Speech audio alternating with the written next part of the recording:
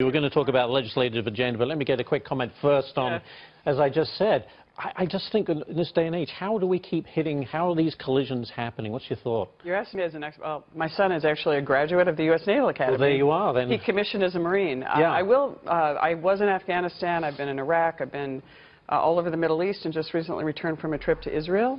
So we've toured the region, but I will say this, and we recently passed in our appropriations an increase in spending on our military and rebuilding our military. And the equipment that we're using, the training that our forces are getting is really important. And I can't comment on this. I'm obviously not a military expert. It's definitely something we need to look into and make sure that that our soldiers, sailors, and Marines are safe. This is obviously a tragedy, and my thoughts and prayers go out to the missing sailors. It's a terrible thing that this has happened again with this fleet. Let's move on to Afghanistan. You mentioned you were there. We're going to hear from the President tonight on, I believe, a strategy that he has selected out of several options. I mean, is there an option at all when it comes to Afghanistan that can be effective?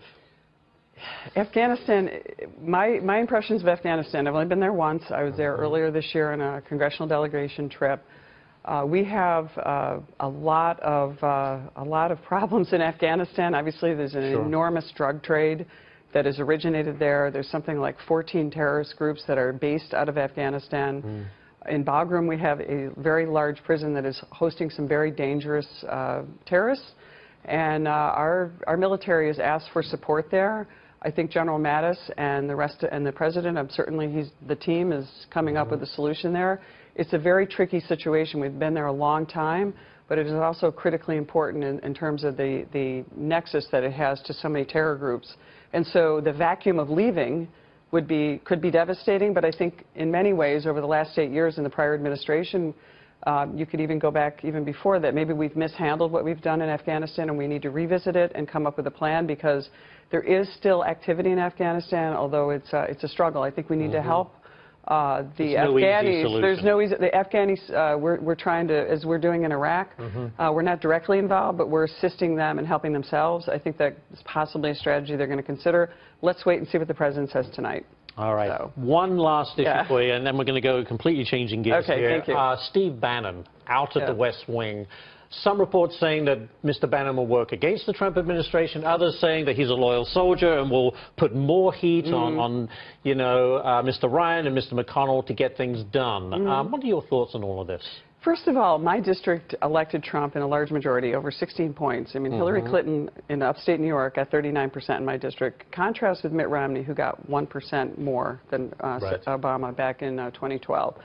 So most people don't know who Steve Bannon is. This is all the maelstrom surrounding the White House, the drama in the White House. We care about getting things done. My district is a district with some of the highest job losses, population losses in New York State and across the country. We need tax reform. We need to have the health care bill repealed and replaced. We've done a good job on our Veterans Administration. We have 270 bills sitting at the Senate.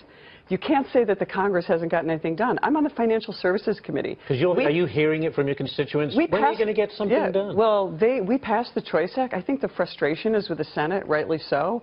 With 270 bills sitting at their doorstep waiting for them to pass. I'm a populist Republican, but I'm also conservative. I mean, I come from upstate New York. The President is still popular. People don't want to hear about the noise from the White House. They want to hear about what we're going to do to help grow jobs, to grow our economy, to bring us back, to bring our jobs back. Trade was a big issue in my district, too. So, you know, as far as what's going on in the White House, most people don't really know or care. They're tired of the resist movement. They're tired of all the frustration. Let's get on with it. Let's get on with it. Great place to leave it right there. I appreciate it. Congresswoman Claudia Tenney, thanks so much. Thanks. Appreciate it.